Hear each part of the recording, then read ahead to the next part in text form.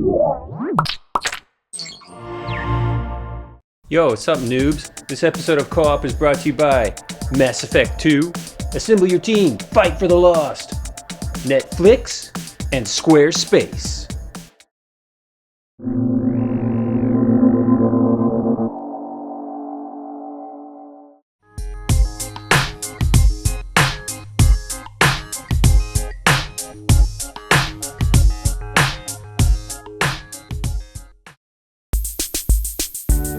The thing I like about you most is you've run away with me.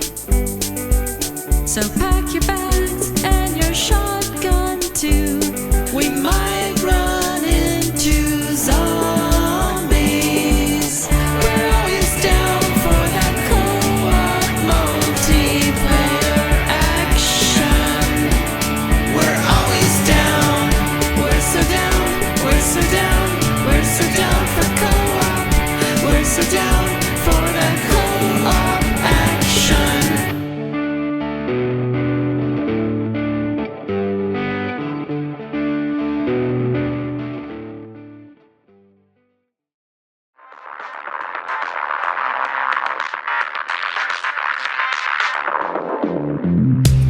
Just like looking at this table, I can see so many things that I played and would love to play again if 2010 wasn't going to inundate me with so many more awesome games. So we're not really going to rank any of these things. Just like start talking about games that you loved and that you think you will remember years and years hence. I like this game. Shu likes the iPhone. Yeah, that's a good game. That is a good game. I like that one too. There were lots of good games for iPhone this year. There were lots of Like Cannonball, which you're insanely good at. Well, you know, I do have the 20th best run on Earth, but That's crazy. Damn it, how far did you go? 26,645 meters, I think. I don't think I've ever gotten more than like 4,000 in that game. It was entirely motivated by the fact that I was, dueling with my brother. But, Cannonball is great because it's like a super simple game. Mm-hmm. It was totally made to just carry it around on your iPhone and just do one click thing kind of thing. But the coolest part about it, I think, was like the Twitter notifications, because like people would send out their scores and you'd check Twitter and you'd be like, Yep. oh shit, I gotta fix that. Oh yeah, I So, love those Twitter for notifications so that I get 15 people in a row all telling me about a game I'm not playing. That is a great idea. I wish more games would do that. well, Uncharted 2 totally failed on that behalf when That's they introduced that. Although the one that I turned on, and it was because I was playing a few days before the game was actually out, was when it would post a Twitter message whenever I went online to play multiplayer, because I was like hoping that would get other people to like say, oh, I'll put this in now and play as well. And I think it might be helpful in the on games that aren't Call of Duty, where they're just gonna have like a ton of people playing all the time. Yeah. Let's say I put in Bionic Commando. If it tweeted to people, I'm not gonna put in Bionic Commando. I don't think that's gonna matter at this Just, I put it in the other day and there were 2 people playing it. If I put it in and there were 2 people playing it, and then it twittered on my Twitter account that I was playing it, maybe I would have got 3 or 4 more people to play with. So I think it could be used well. I was surprised how many new IPs that I actually had fun with. I mean, there was tons. Yeah. There's tons of great, awesome sequels, Part 5s, Part 2s, Part 3s, whatever. But one of the ones that I had a lot of fun with, it was a PS3 Infamous game. I don't know how many of you guys played it as well. I played it. I had a shocking amount of fun with it. It was the first game since Crackdown that gave me kind of a similar sense of empowerment in moving through the world. I think it was stylistically was really interesting, the way it told stories through kind of comic book cutscene versus the kind of traditional in-game or CG rendered stuff. It took some heat from that, but I actually liked the fact that it was stylistic and different. Ever been called a terrorist? All I remember from that day is going to work and then running for my life. That video, though. How'd I get that package? Why would I deliver a bomb? For who? Regardless, the consequences are everywhere. Well, like Crackdown, I didn't care about the character design so much. I don't really necessarily care about the art style. It was all about the way the game played, the way you moved in this world, interacted in this space. And I liked every part of it. The way you could customize your character based on if you're playing good or bad, and the differences, like this electrical power, and the way that kind of played into it. I had a lot of fun with it. I played it and I finished it, and I really did like it while I was playing through it. But as the year kind of boiled on and more open world games came out, I started thinking less and less of it. And it could be partially because the time had passed, but it felt like kind of it was lacking a little bit of soul, and the character designs weren't quite there. The structure of the game was really straightforward. You know, you clear an area of the town, do like 2 side missions that were the same every time, and then make your way underground and get some power that was new but maybe not the best thing. And that was the other thing, is I never felt like I was getting any really super interesting powers after I got the ones that I knew were coming. Like the float was great, and the one that let you grind on all the wires across the city. Like once I had those things, which I knew were coming because they were in the demo and every video that they show the game coming out, I never felt like I got all that much more powerful at the end, even though I clearly did. At a certain level, you get so powerful that if you got more powerful, it didn't really affect the game one way or the other. I felt they did a good job of making the enemies kind of interesting at the end, especially those ones that were like the little guy in the center and a big like lightning bolt all surrounding them. So there were these giants running around the town. Like those were pretty interesting to fight.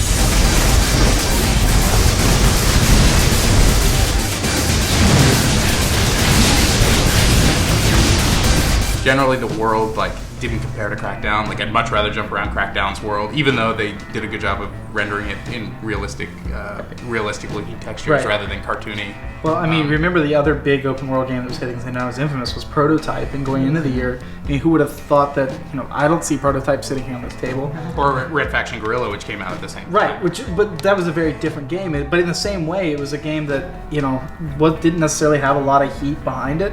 But those last couple weeks, as everyone was seeing more finalized builds, I mean, when I played the multiplayer beta, like the year before, I didn't really have fun with it at all, and a lot of people that played it didn't. But it was one of those times where beta was a legitimate beta.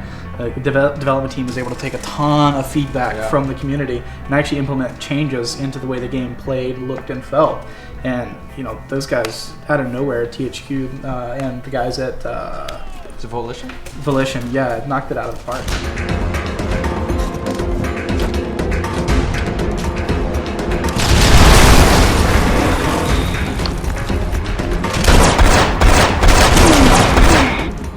The first time I ever played it was at a party, and they said, let's put in Red Faction Guerrilla, and I'm like, Red Faction what? Okay. And it's just a pass around the controller, try to knock down the building as fast as possible. It was so addictive. And not enough games emphasize that local multiplayer component, where you can just pop it into the system and have fun, and it became like the star of the party, and that was the first time I really noticed it, you know what I'm saying? Yeah, as far as original IPs go, Red Faction might be one of my. It definitely is one of my favorites of 2009. Well, it's the third. It's the third in the series. I realize it's the third. But it's a reboot. It's in a lot of ways. Yeah, it feels like a brand new game because it is. It takes the world and it takes the concept of this ultimate destruction, but it presented it in such a polished way, especially for an open world game. I mean, like it had its share of jankiness, but I think I expected a lot more, given the fact that you can destroy everything in the entire world,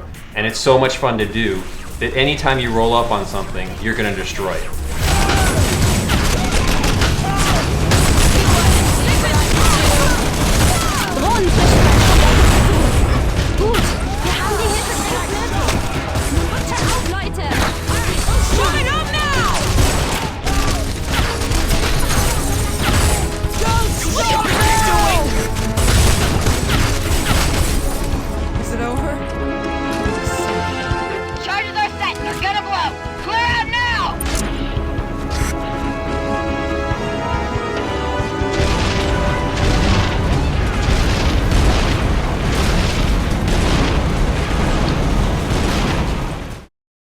Humans are disappearing, and it's up to Commander Shepard and team to overcome insurmountable odds and find out why. You've assembled the best, but can you trust them? Available January 26th.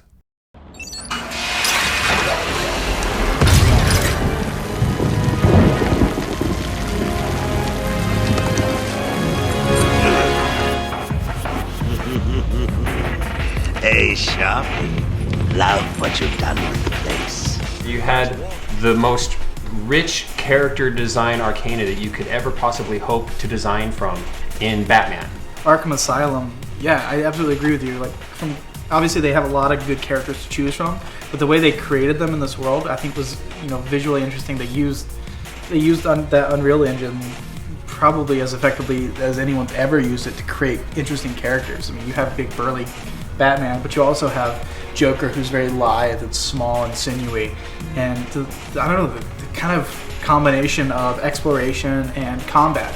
I mean, the combat in that game I really enjoyed. It's basically a rhythm game as a fighter, and using the tempo to fight, I felt like no one's really had done that before. And talking to the devs after release, I mean, they didn't really lock that down until like 6 weeks before they went gold. So the fact that they were radically changing the game that late in it, and so those guys, they hit a home run. You can't say it any other way. Yeah. For me personally, Batman Arkham Asylum, this is early in the conversation, I had more fun playing with this game than any game this entire year. Batman is a great example of the great voice acting that we've had in games this year, and Batman is a really standout title for me because the Joker from Mark Hamill was just absolutely wonderful. Not so tight, boys. You'll crease the suit. Get that filthy degenerate out of here. Warden, something's not right. I'm going with him. And then you have all of the back catalog of characters, and they have those the tapes that you collect and find, and the voice acting really on that was Rocksteady's not a developer that I knew going into this year at all. They came out of nowhere for me personally. I didn't play Urban Chaos like Jay did. Reviewed it. Yep. My first review for EGM. But I couldn't believe that this was basically the first big budget game coming out of this company. I mean, because it had so many different kind of side objectives and collectibles that all felt totally different but connected to the narrative in a really interesting way.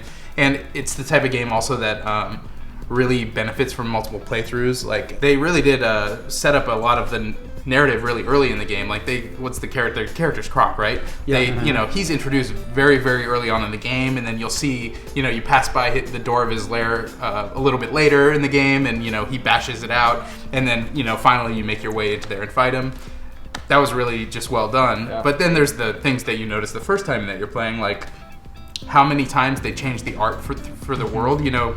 It's constantly getting changed, like when Poison Ivy takes it over, and then even after all of that, at the very end of the game, when the Poison Ivy plants are all dead and still around in every single building that you go in, like, they're all totally changed from the first time you went through it. And it's that attention to detail, along with nailing every one of the core gameplay systems and the graphics and the voice acting. It was just, I couldn't believe that this came from, like I said, a developer I'd never really heard of. And does any game make a better first impression? That intro, as you're walking, as the Joker's being wheeled down and you're walking along with him and you're moving around. Hello, new patient. This is Quincy Sharp, Warden of Arkham Asylum. Ooh, it's my favorite show. I'm Warden Idiot. You'll never escape. It's outside of Uncharted 2. It's probably the best storytelling sequence for me that I played through this entire year. So. The intro specifically reminds me a lot of BioShock's intro, and I think one of the most brilliant things about Arkham Asylum is its setting. The fact that, like BioShock, it's in a confined space where this world can feel like a real world, whereas like other games might try to set up these really just really transparent boundaries where it's like, oh, you piled up some cars here, so you're telling me not to go down there. Here's a box that's 2 feet tall. Right, you cannot climb on top exactly, of that box. Whereas like this Arkham Asylum, they didn't bite off more than they can chew. It's a real living world. It exists. Well, and like Ryan said, with the changing art style, you can go through this finite world over and over again and still have that continuing sense of exploration as though it was a giant open world. It's Metroid, but they did it really well and put Batman on top of it. Yeah. Totally pulled it off. It's really great. Yeah, not to mention just the way the character is built. I mean, all the things that you can do with him, it just makes him feel like Batman. I mean, his batarangs, you can use, his... what's the hook shot kind of move gun? I mean, you can...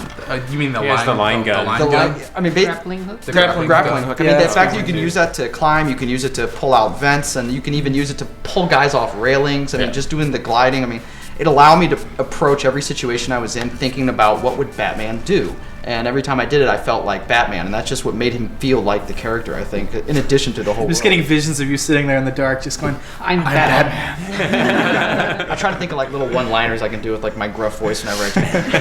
I wanted him to get a thermos of chicken soup because in the TV show and the animated series, like he treats himself with chicken soup to like treat his cold. Batman needs some chicken I'd soup. been great in the Batcave. It was like already waiting for him or something. I started playing it again for my third time recently, and it was in this time that I was like, oh, you know, the secondary characters like that you get missions from, they're really kind of lame, and the lighting doesn't work on their face very much. They could really make them look better. Super minor complaints in this game that does everything else so right.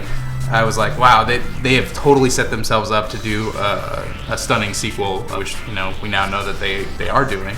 And I think it's good that it's not going to be set in, probably not going to be set in Arkham Asylum either. We saw on the island, Yeah, a whole different story. I just hope they're given enough time to create like a good follow-up and not just make it Arkham Asylum. How long? Like maybe 18 months? Would you say 18 months would be a good amount of time? 18 months is a good turnaround. You know, like segue. if someone did a game in 18 months that was like way better than the game that came before it, that would be pretty impressive, right? Assassin's Creed 2, 18 months. Whoa. I remember the last time I saw the game pre-launch when they actually told us the fact that they actually did turn the game around from day one starting on it to being done with it in 18 months, and it's shocking what that team was able to accomplish with it, because I wasn't a big fan of the first game. I don't hate it, and I don't hate people that like it, but for me it was boring.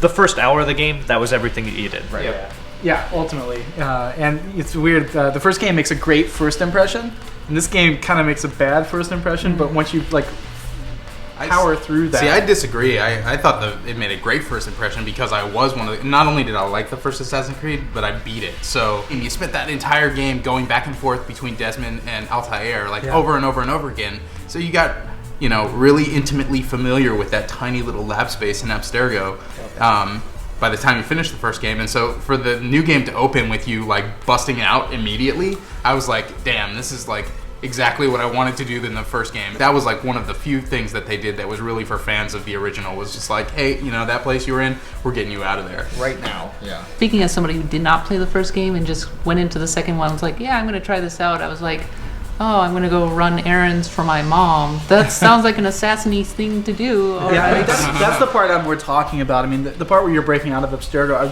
totally enjoyed that. I guess I kind of forgot about it because you go through it so quickly. I mean, it's a pretty fast sequence. Like the first, so once you're actually as Ezio and you're being introduced to kind of the character and you're racing with your brother, all that stuff's kind of slow, but I guess part of one of the reasons I didn't necessarily mind that so much was because if I was going into it and having only played the first game, I'd be worried, oh wait, I'm going to be doing the same 5 missions types for the entire game. But I knew going into it that no, that wasn't the case. There was a bunch of other stuff.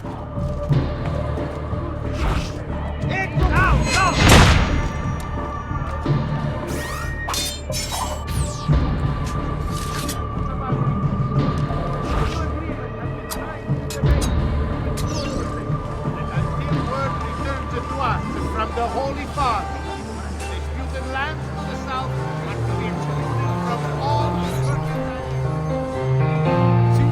Signore!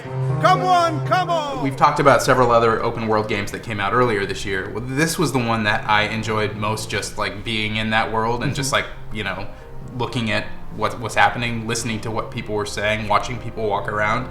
And so those opening moments, you know, where I'm walking with my mom to carry a box of books, yeah, that could be seen as slow, but I was just like soaking it all in. I played the game in Italian, actually, with subtitles, and so I couldn't tell. I just mean, those are the type of options that I like having in games, you know what I mean? And usually you wouldn't get that. Right. But because it was here, I was like, man, I've been asking for an option to be in a game like this for so long, I just have to do it. And it made it feel so cool. I felt like a traveler. I didn't know what the fuck anyone was saying most of the time. dell'ultimo carico del mercante Fidelio. Molti infatti ne hanno ricavato meno bronzo del previsto.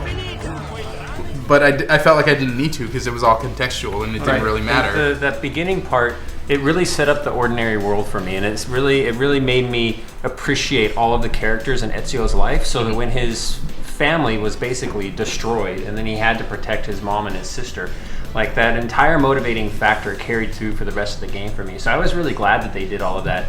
Unlike the first game, you can't really just like hold down the R trigger and A button and just, you know, press forward and hope to land on every single rooftop exactly the way you want to. I mean, you really do have to kind of slow down, you know, not hold the A button all the time and take your time. And so I liked the kind of slowness of the opening few areas, just so I could get used to the controls. And by the time you get past I mean, you're only doing the errands missions for maybe an hour, hour and a half of gameplay time. I played that game for over 45 hours, and so it didn't really factor in. The game felt so much bigger than what it started off feeling like, that I had totally forgotten all those things. You compare it to something like Infamous, where people were like, yeah, this is a pretty good game, and then you play Assassin's Creed 2 and you're like, this is a better game. Yeah. Well, yeah, and you want to talk about something that uses secondary characters and kind of giving you a backstory into them. I mean, the database entries for these people, I read through every single one of them. Me too. And they were great. And the fact that for the most part they're historically accurate, and you know that the team actually put that effort into like making this as legitimate a world as they possibly could. And the first game has a bizarre kind of ending in the way, because it doesn't really end; it just kind of stops. Right. And so what they did this time around, and it's all leading up to that crescendo, and then when you kind of finish your mission, and what happens and takes place it's kind of out of left field, but also fits into the kind of bizarre world they've been creating all along. That's the thing, is I feel like after the end of the game, I know exactly what's happening. Like I feel like there are definitely questions that need to be answered, of course, but I don't feel like, what the hell is going on, man? Like I just watched a David Lynch film and I have no concept. I need to watch it like 12 more times. Like after it was over, I understood what they're going for, and some people I can understand aren't going to like the kind of metaphysical alien sort of aspects of it all, but it's kind of interesting. And on a surface level, the closing credits sequence is one of the most enjoyable closing credits sequences that I've experienced. Just the way it kind of ties the story into what you're doing and what's going on.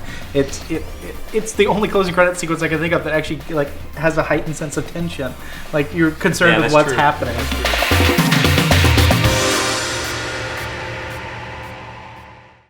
This next segment is brought to you by Netflix. With Netflix, you can rent over 90,000 titles online, including lots of Blu-rays, with free shipping both ways to your home. They now have over 40 shipping centers, so almost all deliveries happen in just one business day. The Netflix plans start from $4.99. As a new member, you can get a no-risk 2-week free trial membership. Check it out at www.netflix.com/co-op. That's /COOP. Everybody always forgets the dash. That's coop, not co-op. Anyway, use that code, and don't forget the www or it doesn't work. Great closing credits reminded me a lot of Fat Princess. Oh yeah! Because Fat Princess's credits are perfect for that game, just in the way that Assassin's Creed 2's closing credits are perfect for that game. Yep. It has Sir Mix-a-Lot's I Like Big Butts.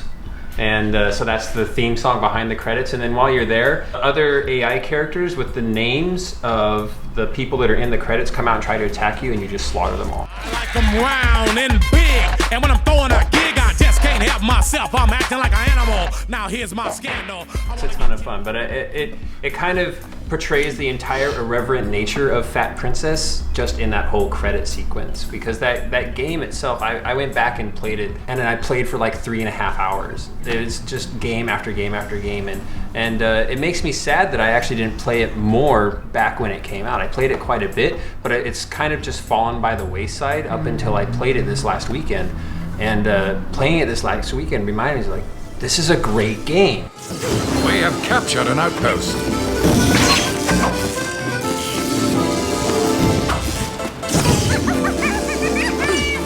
You couldn't actually kill anything with soldiers. It's still that's the thing, is the game still has some lag issues, and I guess it was lag. It's mostly lag issues. So do you just play Black Wizards the whole? Is everyone running around as a wizard? No. I saw like all kinds of classes, everybody playing all kinds of stuff, but like I wouldn't play a soldier because I still have a hard time hitting things as the soldier, but the other classes work really well still. Anything.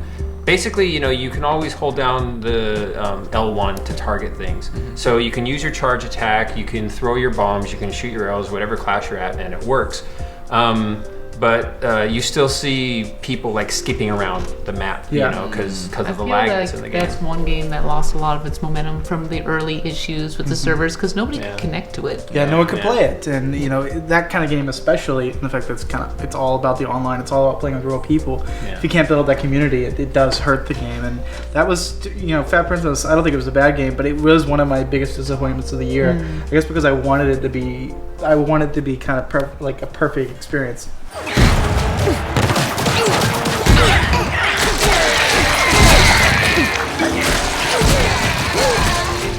And that's just the thing, is I thought that it would have fallen by the wayside because of the network issues associated with that game, but I didn't have any problem hopping into a game where there was 32 people playing. Yeah. Jeez. I think part of my thing with Fat Princess is I'm probably going to get a lot of heat for saying this, but I don't like playing multiplayer games on the PS3, period. I think it's hard to connect to your friends. Not everyone has a microphone, so then, to me, a game like that, you really need to... It's most fun if you're coordinating with other players. Like, okay, I'm going to attack this side while you work on that, or what characters or what character classes you're going to play while you're doing it. So it just, to me, that's a real team game. And then it just becomes like a more... Whenever I played it, became more of an individual experience. Because it doesn't have like party systems and all that stuff. Yeah, all kind of stuff you're a little bit used to on Xbox Live. It just, I think it needs all that stuff to become a true party game. Yeah, I ran into that stuff most actually when I was playing another game that I really liked this year that I bought on PS3, which is Street Fighter 4. And I would try to play with a few of my friends down south who don't play many games, but we used to play Street Fighter when we were kids. And so I convinced them to pick it up. And the whole inviting system on PlayStation, and like where you, because like an invite shows up in your message box, so you can like reply to it, but then it's just like sending a text message to someone. It doesn't actually enter the game. You have to find, in every game there's a specific spot that says like reply to this invite and say yes, and you have to find that in every game specifically. And so it really does make you appreciate Xbox Live.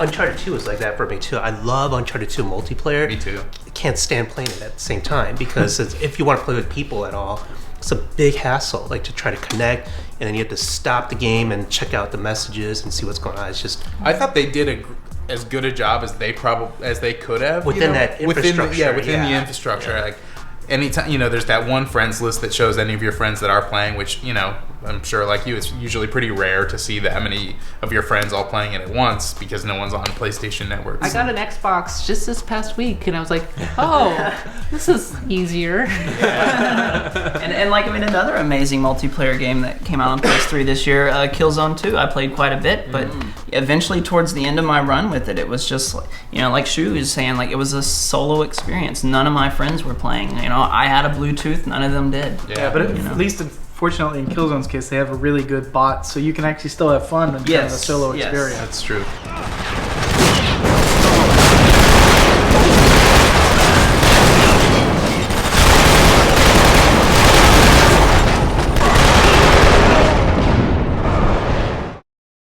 It's in the dark though. It's like it hurts my eyes a little bit. It's a bit too bright. It's a little straining a little. Oh, too dark, dude. Split the difference. A little bit in the middle. Halfway. Yeah. That's great. What's going on? Okay. Nice. It's changing the colors. Squarespace. Remember, you can change the colors in real time. Try green. I like green. Okay, we'll do Green's green. my favorite color. That's super cool. Do blue. Oh, that's all right. we can do guys changing the color. That's awesome. I think orange would be really good. Orange? Yeah. Really? Like how about like an olive or a mauve or something? Yeah, they move up to like a yellow. Hold it. Go back. Sienna. Dude, go back. No, go forward. Go back. Right there. Go back. We can make it over. Oh, like a brighter. Yeah, look at the lights. Look at the color. Oh, that's great. Yeah, I can see that.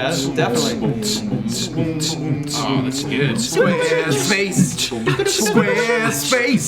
Squarespace to change your site in real time.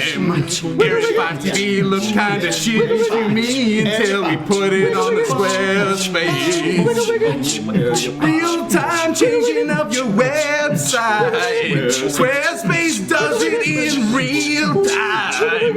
If you want your website to look like a disco, hit this shit up, baby. You will see it in real time. Squarespace. Beautiful. Oh, that's awesome. All right, that was good talk, guys. Not too bad. I kind of like that color. Oh, right there. Perfect. Looks pretty good. I like it. All right. Let's do it.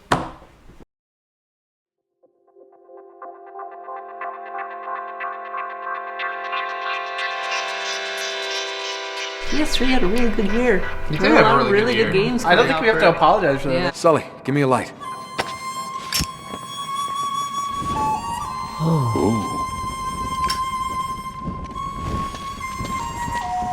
Wait a minute. This is blood. It's everywhere. All right, let's follow the bloodstains. When I was playing Uncharted 2, I was like, this is so far ahead of what they were doing in Uncharted 1, which felt like I said, kind of like Infamous, a sort of soulless game. I mean, it did some things really great, but essentially it was just a cover-based shooter with like 3 or 4 major areas, and it just didn't feel that interesting to me. But Uncharted 2 was constantly coming at you with totally different areas, a better mix of shooting gameplay with climbing gameplay, and cool shooting puzzles that just weren't in the first game. I mean, the one that comes to mind, maybe it's just because I saw you do it recently, is that one where you're hanging on the sign and you're shooting guys going back and forth.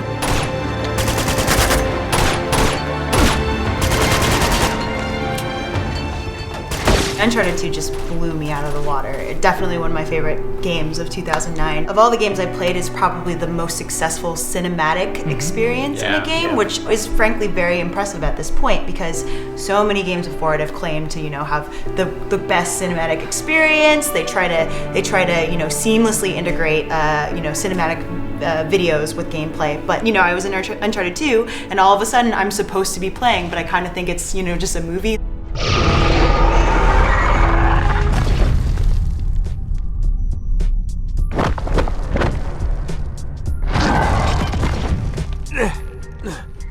The vehicle stuff stands out really high for me in it too. The train sequence is really memorable, and the scene where you're within that convoy of trucks going down the mountain and you're hopping from truck to truck before they explode. I mean, talk about cinematic experiences. I mean, that's something you'd normally see in a cutscene, and you got to actually play it. That was something I've always been waiting for.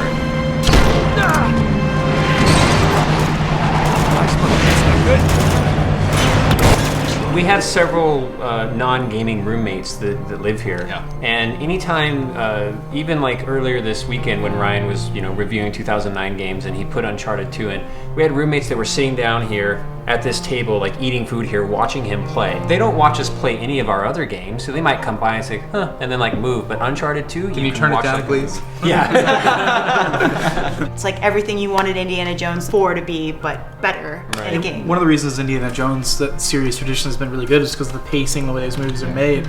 And I think that is one of the strong suits of Uncharted 2 is the way the game's paced. And scale, too. The scale is just so immense. And Uncharted 2 was also the first game in a long time that I've just sat down and played it for 11 hours and finished it. It was like a movie. You don't want you don't want to stop a movie and just leave. Flynn said something about a train, which means they would have taken her to the rail yard. Here. So it should be that way, past the water tower there. Nate, she pulled a gun on us. I know. She was about to pull the trigger too. They just beat her to it. It's complicated. Yeah, I'll bet. But it also works, I think, because of the character design. So I think when you guys are talking about cinematic, it's not just the action, it's the people. And when earlier we were talking about the lack of character designs in games like Infamous, this is the complete opposite. Where from the first time Chloe and Drake and that douchebag guy sits down, they all sit down to talk about what's their next thing they're gonna do. It was oh man, I want to know what happens. That rarely happens to me in games where I'm driven by the story and I want to see what happens. I think it goes back to what Justin was saying about the voice acting this year being really great. It was that is Nolan North's finest performance, and the other characters really did a wonderful job. All those other performances are that character. So that's what I wanted to say, is this is also the year where, and I don't blame Nolan North for this, but man, he is every character in every game, and I'm tired of it, even though he's by far the best voice actor working in games right now. What the hell are you doing here? I'm looking for you, mate. Uh-oh. Should I be flattered or worried? Maybe a bit of both. And the only game that he's in that he's not noticeable as Nolan North is Halo ODST. Most people don't even realize he's even in that game. Until the credits roll. Because he's not, and then you're like, Jesus Christ. Better late than never. How about you show some respect, Romeo? Just saying, Dutch. They missed one.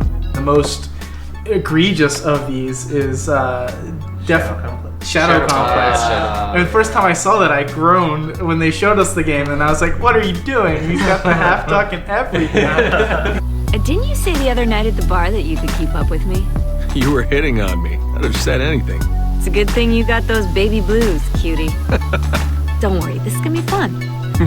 Yeah, says the girl who explored this cave as a kid. You'll be fine. You have the cutscene, you're like, whatever. And then you actually get in the world. When the story is told in game, that is the best portion of storytelling in that entire game. Yeah. Hopefully, if they do a Shadow Complex 2, which I certainly will, I hope they don't have any cutscenes that aren't from like a 2D perspective. Yeah. You could say Batman took a page out of Metroid's book. I mean, Shadow Complex, it went to the library and copied each one of them at a dime a page, and then released it out there. But I'm okay with that because I like the base game that it's based on. And because Nintendo hasn't done it yet.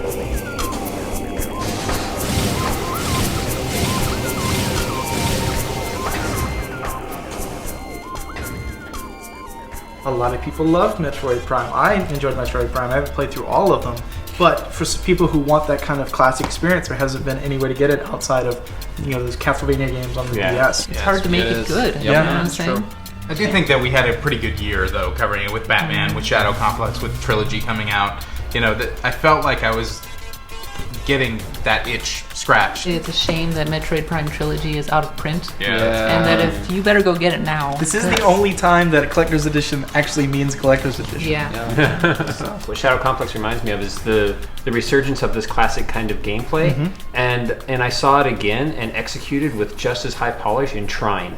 Oh, And yeah. it looked beautiful. Yeah. But then it played amazingly as well, and they executed on it with a really small team. Yeah. I mean, that's kind of a theme of 2009 as well, as these games that had really small teams, but had games released of such quality that 4 or 5 years ago you would have been like, this is a game that could have come out of Blizzard. Yeah. Some really amazing indie stuff came out this year on all the consoles, even handhelds, PC. Plants vs Zombies. Plants vs Zombies, your game of the year. Over all of this stuff, I could not get enough of it, and I still play it once in a while. It's great. Yeah, I was at a point when that came out where I had been playing a ton of tower defense games. I just was totally picking out on them on pretty much any platform, and I was getting to the point where I was ready for something new. And when I put in Plants vs Zombies, I was just like, yes, this is exactly what I wanted. And I was the same way. I just could not absolutely put it down. Not to mention, it is my #1 of the year catchiest theme song for any game that I've seen, for sure. That's because you're not a Street Fighter player. Oh, that's true. That one sticks in your head too. That one does, for sure. PopCap just has this knack for creating these really addictive games that they're not that expensive to make, I'm sure, but they have a certain style to them that look really good. I mean, Plants vs. Zombies is very distinctive, and when you play it, it's well designed and well balanced and just fun. You know what I'm saying? Not only that, they're constantly throwing new variables on you. Are you still going? Or is it I'm still going, but we gotta say your last sentence. They keep piling up more and more stuff. There's more zombies, there's more plants, and it just keeps staying fun. The environments, or even those little meta games that you have afterwards, it's just, it holds up really well. All right. Well, break for a minute. Pretty fun.